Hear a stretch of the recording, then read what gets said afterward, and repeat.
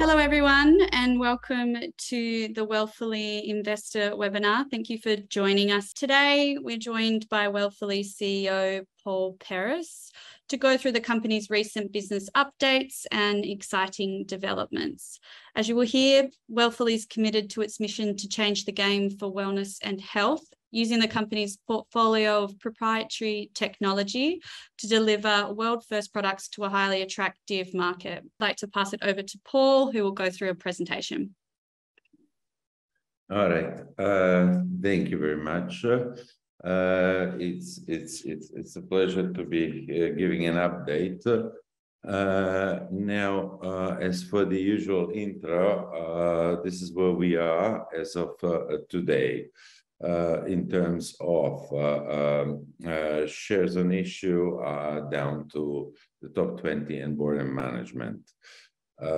In terms of Wellfully, as it is, especially for people that might be new to the company, we have grown out of what was an R&D company with over 25 years of research and development in enhanced drug delivery. Which is the ability to actively move ingredients from formulations to where they're needed, be it skin or other, in a controlled way, achieving concentrations and penetration level that are superior than to the traditional, let's say, passive delivery.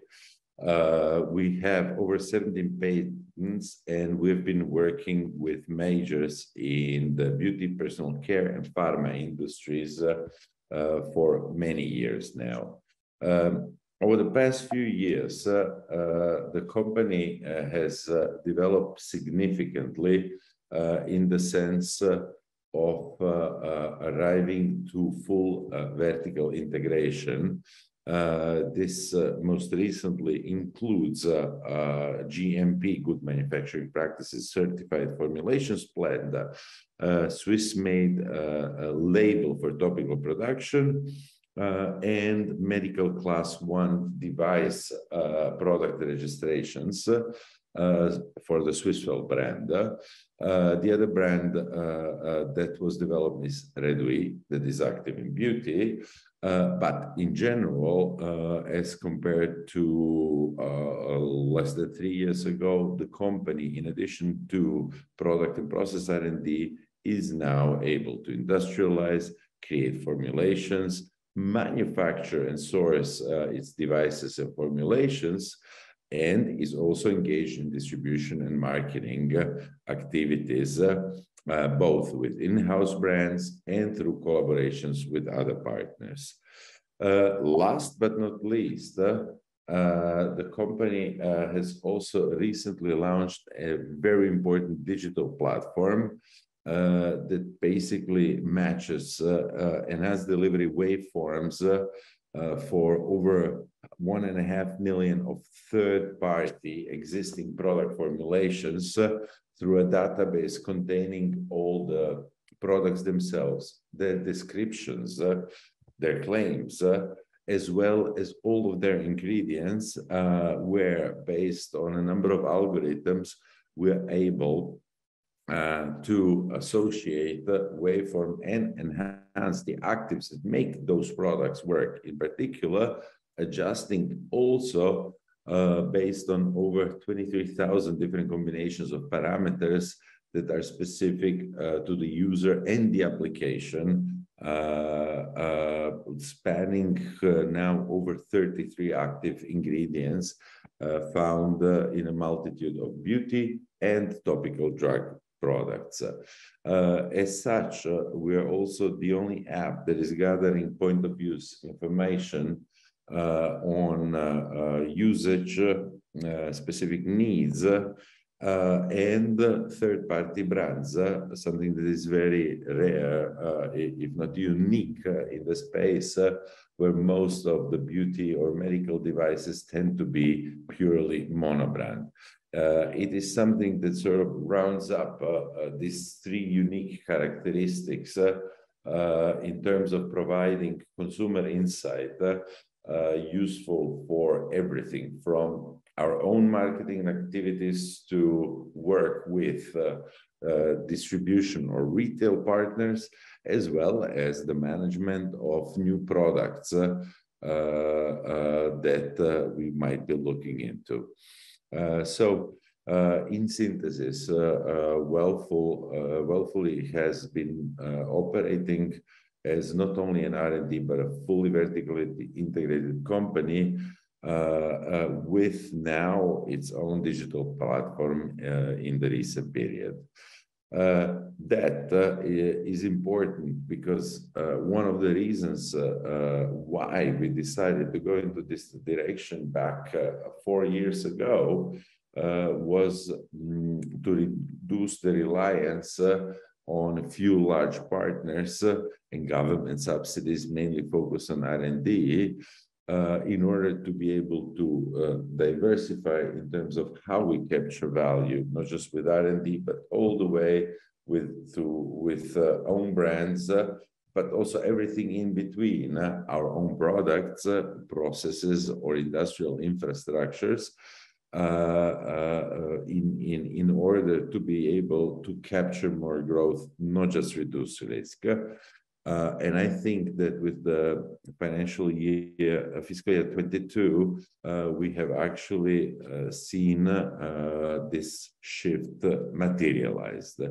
While we have more than doubled revenues as compared to the previous year, it is the own products and brands that actually have contributed to this growth for the most part, going more than 5 times as compared in 21. And also with a bit of the benefit of hindsight, the plan was even more critical with the negative effects of COVID. We have seen with the majors that themselves had to refocus their businesses on, let's say, more traditional and less innovative product. In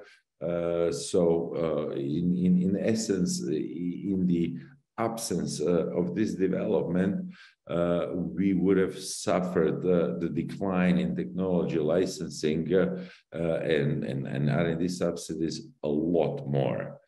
Now, if we go into details, Redwi is the first of the 2 brands active in beauty tech that has seen major developments, basically the first signs of scaling over the past year.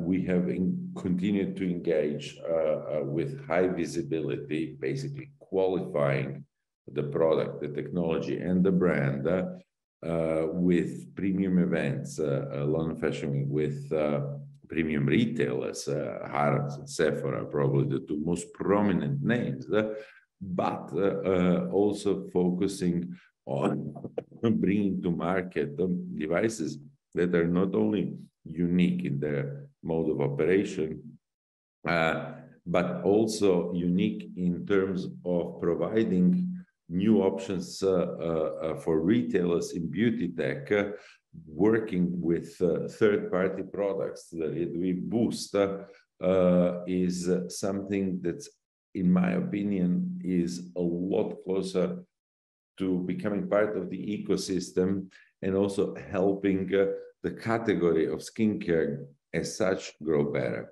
Last but not least, an important development was not just the ramp up of the operations at the Swiss facility, but also receiving the rights to use the Swiss-made label, something that for Redwi being a previous premium plant is really, really important. Going forward, we would like to keep the focus on developing the brand with the learnings over the past few years.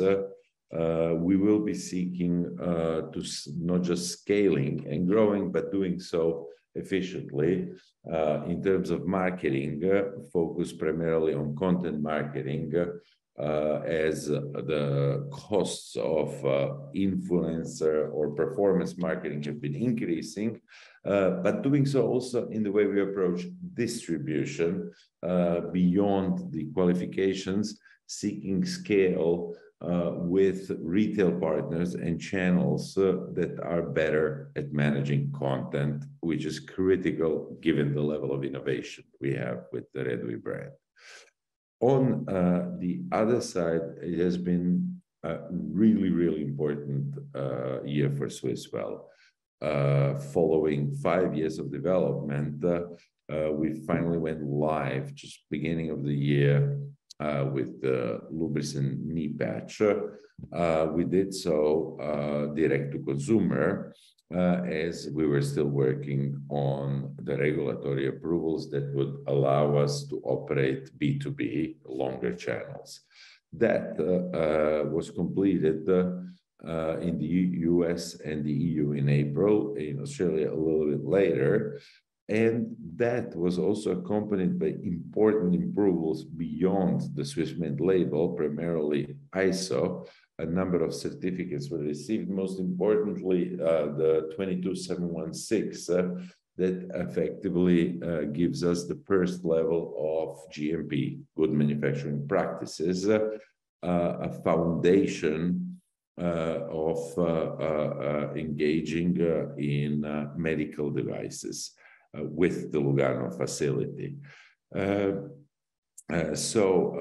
Swisswell, in addition to getting off to a good start on the operation side, has proven really, really important in terms of the impact on the market, the feedback we got from consumers, as a truly innovative, superior value proposition that provides consumers with an alternative that is actually not present at the market in the form of a drug-free topical patch that supports joint function and the lubrication of the knee, mobility, flexibility, of pain reduction, thanks to our proprietary diamagnetic microarray technology, outperforming non-steroidal anti-inflammatories and giving to consumers, especially with ongoing knee difficulties, a solution that is far superior in terms of doing what it's supposed to do, but in a drug-free way. This, I think, is best exemplified by the reviews we've seen.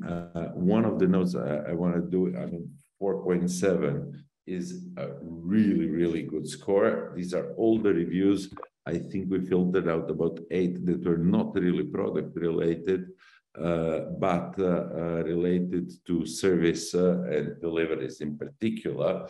Why? Because it's also a problem that we have managed to solve in the meantime, and that you will see now in a few slides we're looking to fix permanently.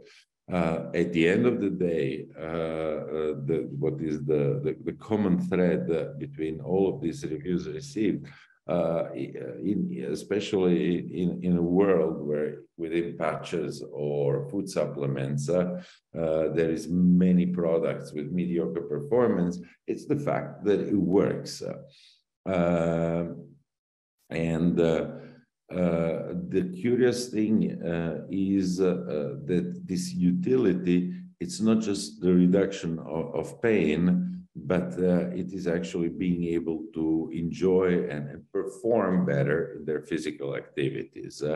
The drug-free dimension is something that, yes, has been also gathering momentum in general, with or in the aftermath of the opioid crisis. But as said, for people suffering chronic difficulties, it is a really, really important point. And as said at the beginning, the deliveries and the availability has been something we have been taking into account, we have worked out, and fixed, but I think we can do a lot better. In terms of marketing activities, we have, as with Redwi as well, seen that sampling with KOLs and earned non-paying influencers with B2B, going for product reviews. So in general content, rather than advertising or so, especially given the reception of the products we've received, is currently the most efficient way, and as such also an activity we're continuing to scale and to increase, currently in the hundreds in terms of outreach, but planned to be even in the thousands, as it is authentic, user-generated content. It is, as such, superior in terms of credibility, better differentiated than advertising, where actual use qualification is sort of bypassed. So it is for us currently the primary communication channel. Now, in order to scale also the distribution, we had to evaluate a little bit on where we are in terms of operations, because the initial, let's say, product architecture and the execution in terms of supply chain was done before the transformation of Wellfully into a fully integrated operation.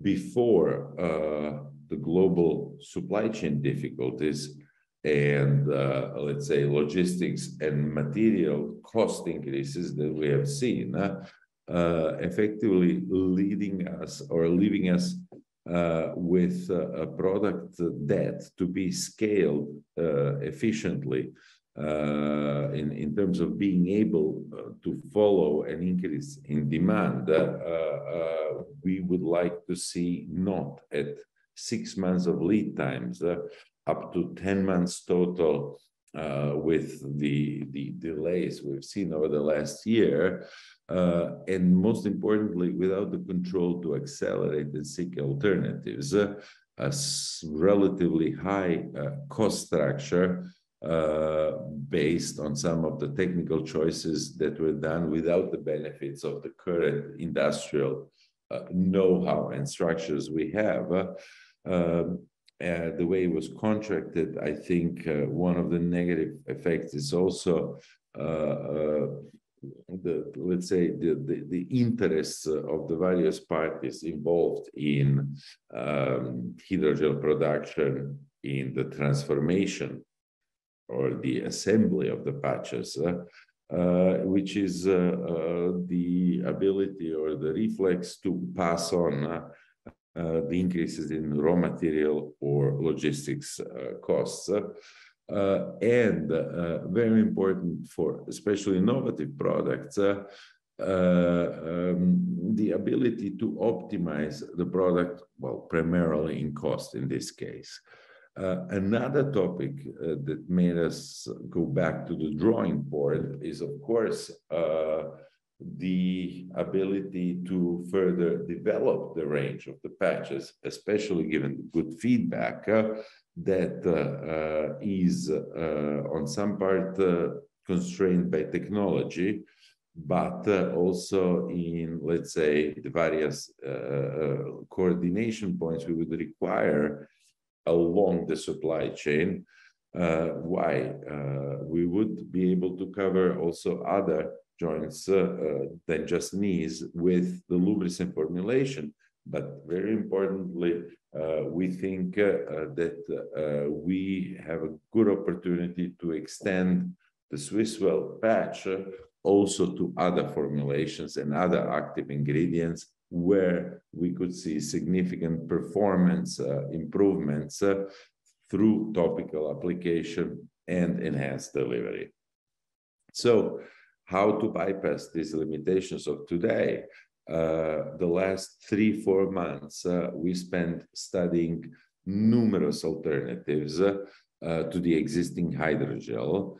That as a product, obviously, I mean, we've seen the reviews, is stable and performing. However, the costs and the lead times and the barriers to optimization and range extension made us really think what we could do.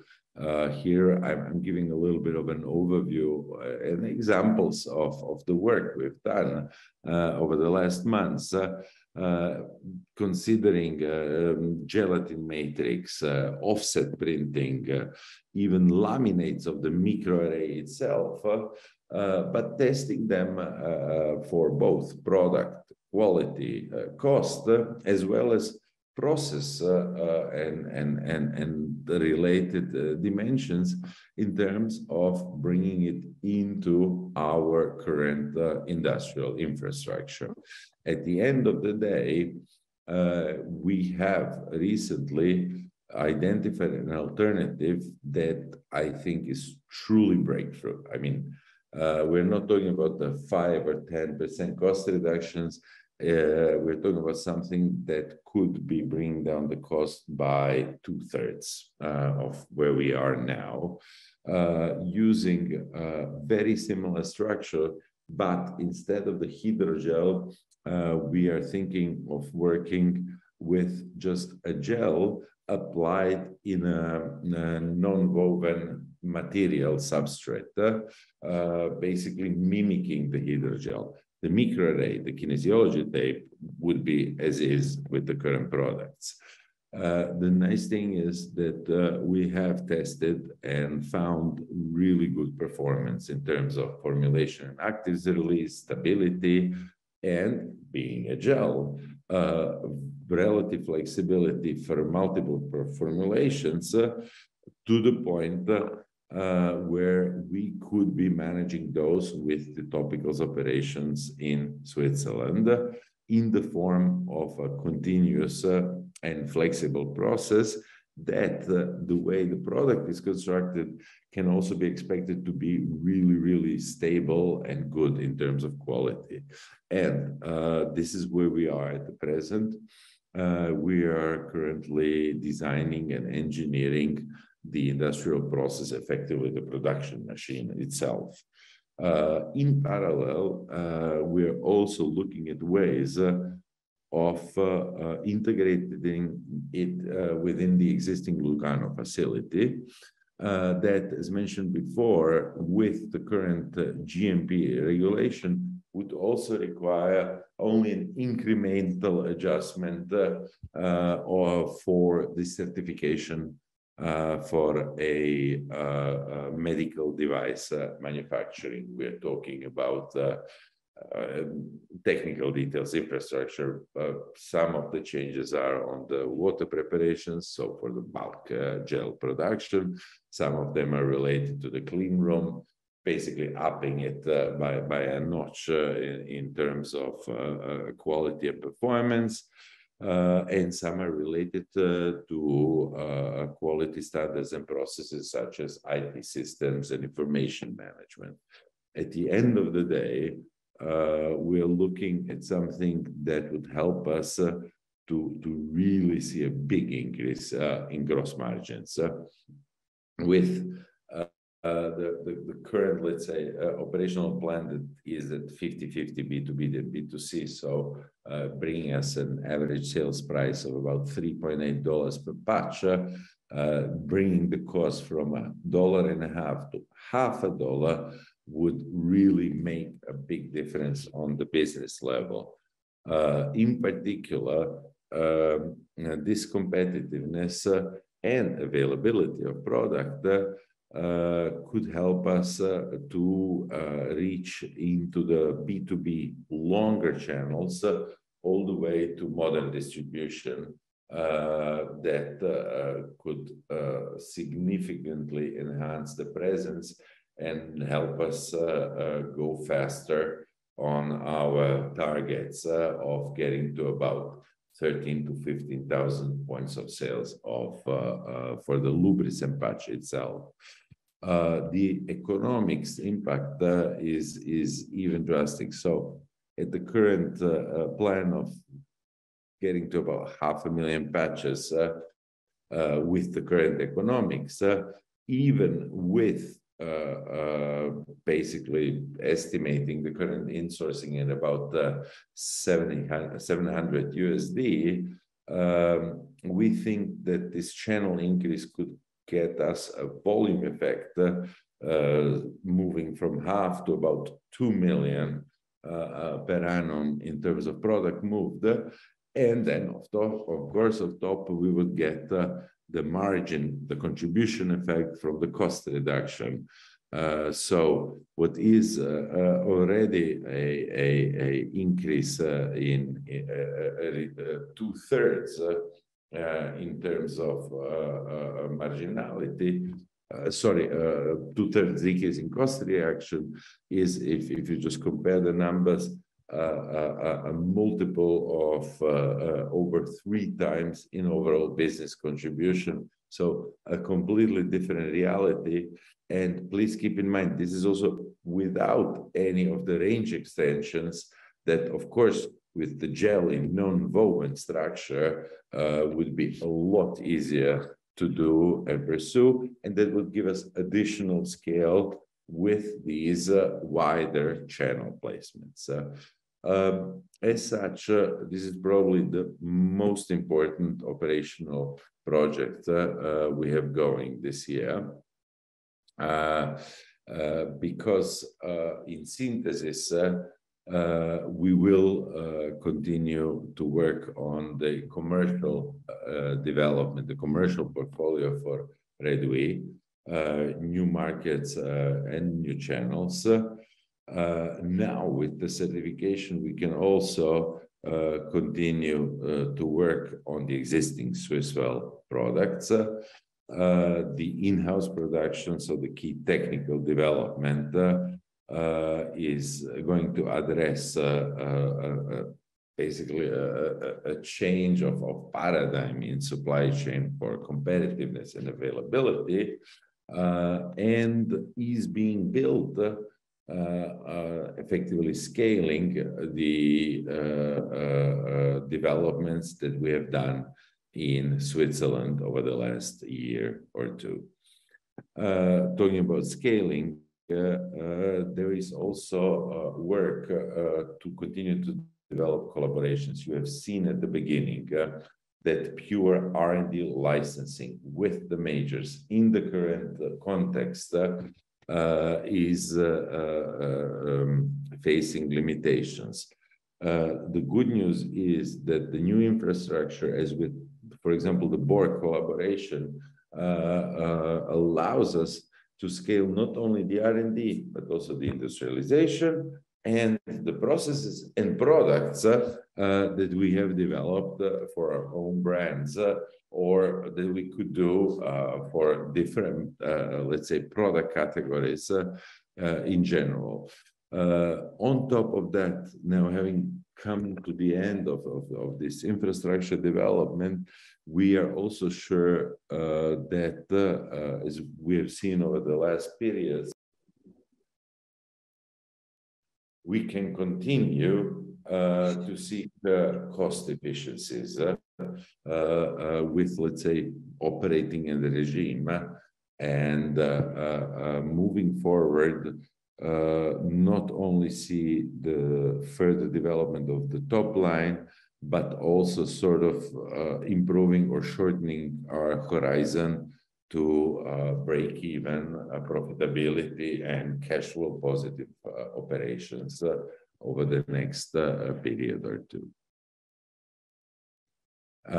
With this, I have completed the presentation part. Thank you.